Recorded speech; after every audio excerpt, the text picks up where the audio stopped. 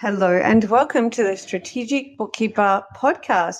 I have just wrapped a conversation with Karen McDonald. She's from Accountancy Insurance here in Australia. Now, whether you're in Australia or America, Canada, the UK, New Zealand, or somewhere else in the world, this episode is still going to be great for you because we are going to dive into professional indemnity, cyber, offshoring and how that can be covered, and also advisory. Okay, so 4 things that are so relevant to all of us. Now, this episode is absolutely for your CPD points or CPE points. That's continued professional education. Okay, I know that here in Australia, we have to get all those points up.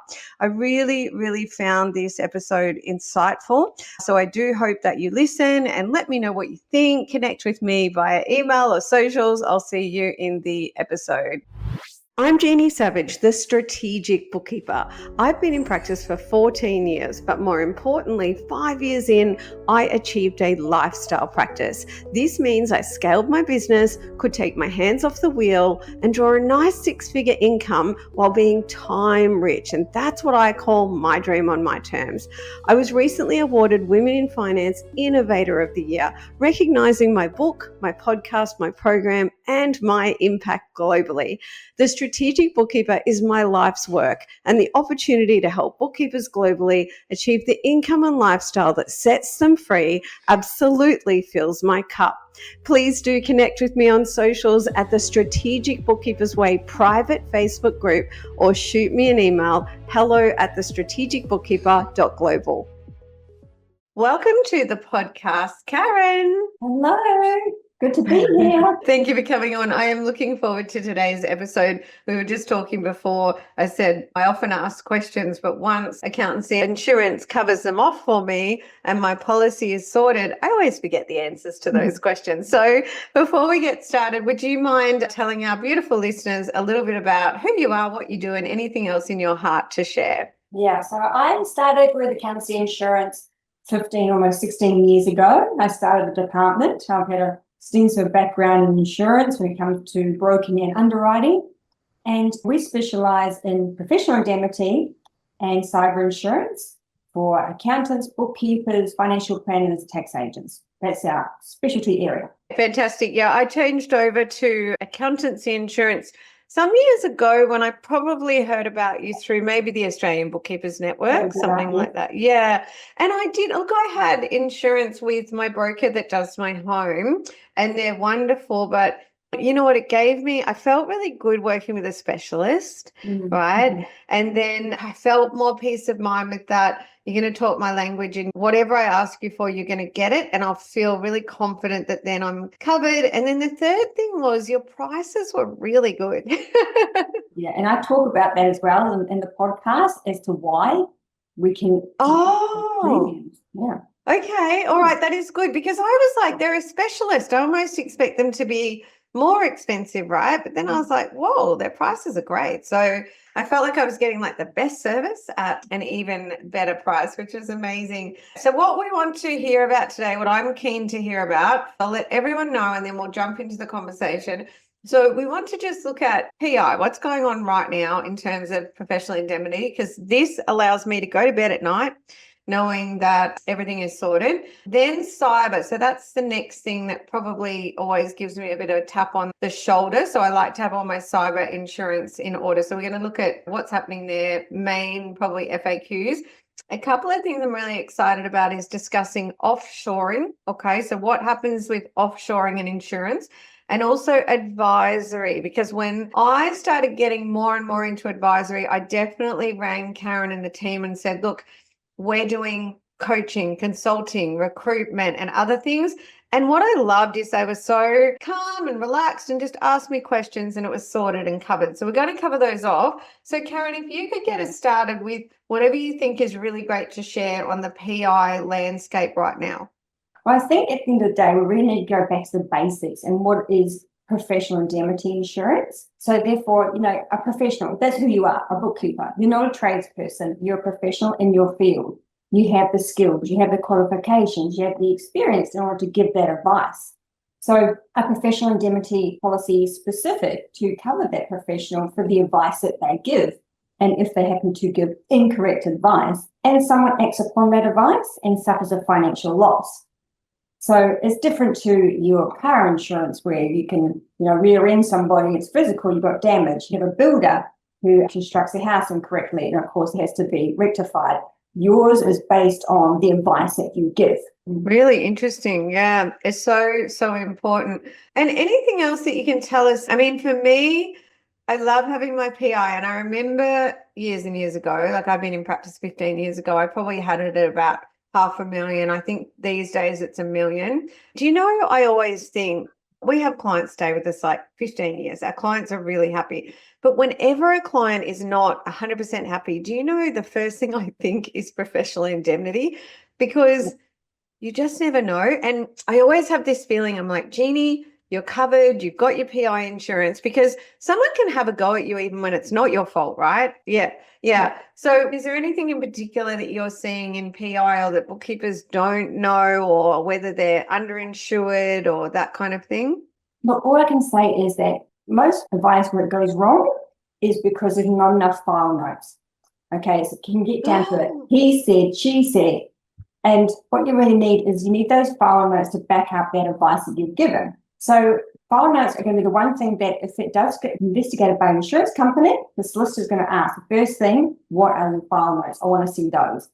For example, we had a client who's an accounting firm, and he gave advice, but it was verbal advice. He didn't follow it up in writing. He was on school. He was an older gentleman. And anyway, the insurance company appointed a solicitor. The claim ended up costing $260,000. It didn't need to, because he had done nothing wrong, according to the solicitor. But the advice that he gave just wasn't followed up with file notes. So there it was very hard to prove that he was actually innocent. So the claim was paid for $260,000. He had to have that claims history going forward. His premium went up, all because he didn't have file notes. I love this. I'm going to give an example of what we do, because I feel like at my practice, we do enough, but we don't overcomplicate. So, for example, real life scenario where I'll have a client, the tax office has called me, he's got a debt in, say, a previous entity. I love to call my clients. I don't always like to email them. They don't always read the emails, right? So I give them a call. Hey, Pete, got a second? Yeah, sure, got a second. I'm on the tools. Okay, great. Tax office called me. There's a debt. That's okay. We can sort that with you. Like, let's get you on a payment plan. Him and I agree over the phone as to what's doable, what he can do. And then we also book in a time to catch up and all that. But I say to him, now, I need to send you an email so that I can detail what you and I have discussed and that this is what you're instructing me to do. Okay. And I say, and I'm going to keep that on file for myself as well before I go ahead and let the tax office know that's what you want to do. So we send the email, but then we save the email to a correspondence folder, like a file notes folder, because whenever we feel like there's something that potentially we would have to go back to, we want to save that note on file. Perfect. And that's exactly what we're looking for, that evidence. Yeah. And just so everyone knows the file structure, because there's all different bookkeepers listen, right? So we have a beautiful little file structure, and one of those is called correspondence. And it's in that correspondence file where we would never just leave something in email. We're going to open that email and go file, print a PDF copy to the correspondence and give it a good name and a good date, because we find per client, you're not having to do that on a lot of items a year. Like, you're only going to have a few that really, that you should keep on file. Yep. And in 15 years, we've never had to pull one out. I do remember one of our best clients, like amazing client, we still got them today, once when they were unhappy with something, and we always want to listen first to understand, even if it's not our fault, right? It's like, well, something's gone wrong if they feel this way. And what I found with that client is when I just let him talk and talk and talk, at the end of it, he said, I think what it might be is what we were expecting wasn't actually in scope. Because that comes back to documentation too, right? And I said, you're 100% right. What you're expecting is not in scope, but clearly I wasn't clear enough about the scope. So let me fix that moving forward and learn from it as well, because I'm more interested in the fact that you're not happy. So again, even those, I call it the promise, Karen, The promise at the beginning, making sure. So I spoke to a bookkeeper yesterday. The poor love, she had no client engagement, no scope. I don't think she had insurance either. And all those things missing, right? So even that scope at the beginning is so important. Yeah, and that's so true. And, you going back to what you were saying before, you're asking me about relationships and about clients. And, some bookkeepers think, I've got a great relationship with my client. They're never going to make a claim against me. But you know what we do find is when people go off, usually at a barbecue on the weekend, and they talk to somebody there and they say, look, I have this issue with my bookkeeper.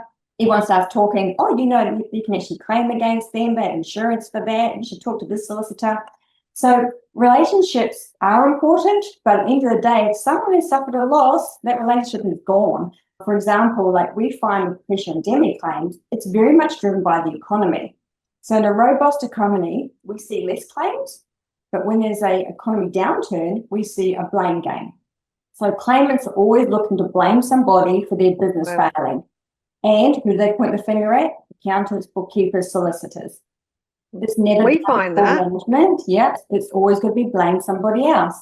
So while she might be completely innocent, that claim needs to be investigated, and there's always solicitors' costs involved, which are covered by the insurance company. Even though you might have a great relationship, if they've suffered a financial loss, they're coming after you. And can I ask, PI, does that cover something like, let's say I've got staff, and let's say that one of my staff messes up some bookkeeping, does some things wrong. It covers that kind of thing too? Yes. Under the definition of insured, if you're a company, so proprietary limited, it covers the principals, partners, directors, and employees, past, present, and future.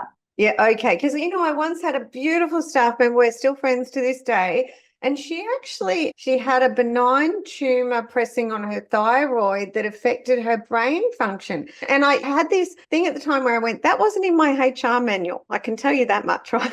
And so the unexpected, her work suffered because of it. Nothing we weren't able to rectify with ease. But at the end of the day, sometimes things are wildly out of your control, right? Absolutely. And you are vicariously liable for the actions of your employees. So they are automatically covered under your policy. Okay, that is good to know, because we do a lot of catch-up rectification and we love it, but we see a lot of poor work. And we were just discussing this in some open coaching I did before this. And I said, often the questions that my clients have is not what's wrong with the file or anything. It's like, why did this go wrong when I just paid a bookkeeper the last 2 years to do it? And then naturally we have to let them know, look, this is why people are insured. I'm sorry that you're going to suffer losses. We can't tell you what to do, but we can let you know that they are insured and you can have that conversation with them. And it's so important to know this stuff, right? Absolutely. That's what the insurance is there for. Use it. Make sure you use it.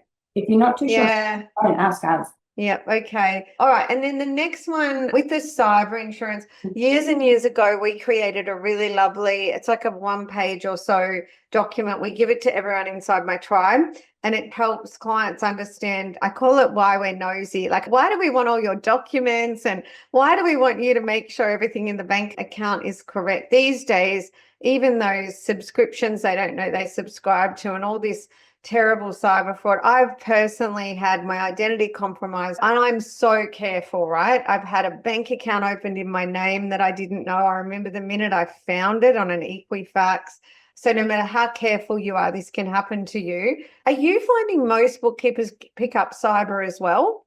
Unfortunately not. Wow. I'll delve into that a bit more, but cyber insurance is more expensive than PI. Like, for instance, for our professional indemnity, I'll also talk about that soon as well, because we've got buying power, means we've kept the premiums the same for your professional indemnity since 2016, but it is very competitive. However, with cyber, it's more expensive, but there's more risk. And so I find that bookkeepers will say, well, that's expensive. It's not expensive. It's probably expensive compared to your PI premium, but it's not expensive compared to a cyber hack. And so what I'm finding is that, no, the uptake is slow. And I think, unfortunately, they've received some bad advice in the past. And the example I want to give is, I went to the first class accounts conference in the Gold Coast just recently. And there was a fellow there. I was only pushing the cyber insurance. That's what I was there for. And the fellow came up to me and he said, I've looked at that cyber insurance before, not with you, but the quote was $3,500. And I said, that's awfully expensive for a bookkeeper. Can I ask you a few questions? And all I need to know is where you're based, which state. And the only reason I asked that is because of stamp duty calculation. Uh-huh. So I said, have you had any claims? He said, no. I said, what's your turnover? He told me. And I said, what limit did they quote? He told me. I actually had my rates with us. And I said, 1,100 with us. He goes, oh my goodness, I was quoted 3,500. So I think for him, he'd already been put off by the fact that it was going to cost him 3,500. He did nothing about it and he's done nothing about it since, because in his mind, it's very expensive. But when I spoke to him, he said, oh, that's a lot more competitive than what I was quoted. So it's me having to keep pushing the message that we are very competitive compared to what's out there. Yeah. I often find that cyber, these things, they are about $1,000, $20 a week, like a cup of coffee a day.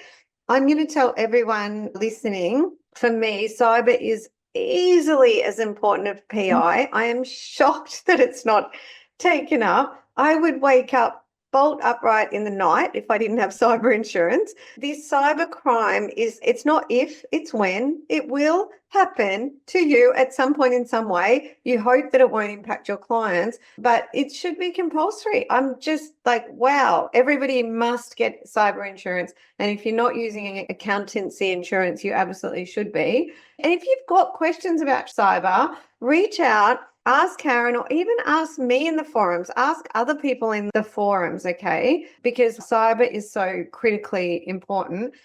In terms of offshoring, if I'm in Australia and I go and recruit team in the Philippines and I let you know that that's the case, is that all covered? Does it cost any extra? How's that all work? No, it doesn't cost you any extra. We don't have a problem with it whatsoever. The reason being is there's a lot of accountants and a lot of bookkeepers are going down that path. And I don't blame them. It's very hard to source staff in Australia and very costly. So a lot of them are actually, for the PI side, not a problem at all. All that we ask is that you just treat them like a normal employee. So you check their work. Make sure you check their work before it goes out to your client. So that's on the PI side, not a problem. You don't have to tell us. It's just a given. On the cyber side, the good thing is with our policy is that we don't have any restrictions in place when it comes to offshoring. So if they're not your staff, not a problem. If they're dialing into your network, not a problem. You don't have to let us know. They're automatically covered. Now, when you do take out insurance, as you know, Jeannie, with the cyber insurance with our Cyber Shield, we do ask about 5 questions about your security. You just have to make sure that when you're answering those questions, it also relates to those staff in the Philippines. When it talks about backups, about MFA, when it talks about security management, just make sure that it also applies to them. Yeah, which is a great checklist as well. It always gives us that time to just reflect and say, are we doing these things right? Yeah, some policies out there in Australia will say they'll only cover a claim if someone is physically based in the office. So no remote workers are covered. And you have to look at the fine print. And some will say they've got to be your staff only, so you can't use any offshoring companies. Wow. And actually, that's probably reminded me. So for your business insurance, even for your personal insurance, I was raised in family business using brokers, right? So I've almost never gone direct to an insurer. I've forgotten that it exists. If any bookkeepers are out there going direct, like if you're Googling it and getting yourself a cheap policy online, oh my goodness, when you said fine print, I just went, if you ever go to claim, like it's almost like you might as well not have it. So you are not going to end up paying either very much more, or if we're comparing apples for apples, if you went and told the insurer what you really need, you're not going to pay any more than if you go to a proper broker like Accountancy Insurance. So use a broker. I mean, I'm going through the cyclone claims right here. And because I have a broker, even for my personal, it's so much easier, Because I remember being that person, Karen, 15 years ago, you're just starting out, you're not charging enough, therefore you don't have enough profit to spend on things. You find out you need insurance and you start Googling, right? Yeah, absolutely. And I remember you first came to us, you had a lot of questions. And that's the good thing about it, because you had peace of mind. So we answered all those questions for you. And we tailor-made a policy to suit you and your needs. Yeah, especially on the advisory, which is what we'll get into now. So we know that offshore work is covered. What can you tell us about advisory? It's a big bucket, right? Look, in terms of the professional indemnity policy that we offer for bookkeepers and BAS agents, it is restricted to the TASA guidelines and their requirements and what they define as a bookkeeper and a BAS agent. If you stick to that lane, you're perfectly fine. If you're going outside of that, you're giving, if you say management consulting or doing the auditing or anything outside of that realm, let us know, because we can adjust your policy and tailor make it to include those extra activities. You may just have to pay additional premium, but then also we have bookkeepers who come to us and say, look, Karen, I'm now a CPA or a CANZ. I now need to have a $2 million cover. And I said, why is that? Well, I'm also going into these other activities outside of the scope. And I said, well, you probably need an accountant's policy, which we can also offer you. So you're going away from the bookkeepers and going into an accountant's policy, slightly more expensive, but it is broader. And it just means that you've got the full coverage. We know you've got the full coverage to cover those additional activities. Okay, fantastic. So if you're doing advisory, you must speak to Accountancy Insurance, and then in their forms, you just list out what you're doing. You might say, I'm investigating the numbers with my clients, which would be like management accounting, more like that. I'm offering things like recruitment. I'm doing a systems analysis. I'm helping people with standard operating procedures. That might come in a consulting bucket, right? But if you just list out all the things, then Karen and the team will help you. And I can tell you from my own experience, listing out all the things cost us hardly any more, you know? Oh, yeah. And not only that, I mean, just drop us a line and pick up the phone, because sometimes we just need to, we'll ask a few more questions about it, and may be that, no, actually, that's actually covered under the bookkeeper's policy because it comes under this activity, which is covered under the TAS Act. Some people do get a little annoyed because we go back and forth asking questions, but we just want to get it right. We want to save you money and get it right. Okay, fantastic. And I do love that you can answer all the questions, because we've also got, when you've gone beyond this, but we've got the bookkeepers out there in Australia who are not yet BAS agent registered. They're working towards it. They're coming under someone. And I want them to know that they can call you and just explain where they're at, and you can make sure they get tailored to cover themselves. Yeah. Absolutely. Yeah. That's what we're here for. We're here to help. Yeah. All right. Now, so we've covered a lot. I'd just love for you to tell bookkeepers Australia-wide maybe a little about what you touched on, like why I thought you would be more expensive, but actually you are more affordable than the person I was with for ages. So a bit about your premiums, and also how to get in touch and how to get cracking, even if they're insured right now, to make a comparison, that kind of thing. All right. So as I said before, Accountancy Insurance, as the name suggests, we specialise in insurance for accountants or the accounting industry, accountants, financial planners, tax agents, bookkeepers, tax agents. So because we specialise in those areas, it means we've got buying power. We've negotiated good policy wordings that compare to premiums with only a select few insurers.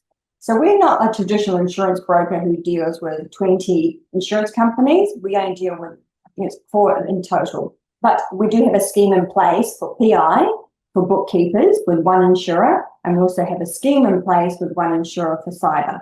The other insurers is more like your accountants or financial planners, because they have different needs to a bookkeeper.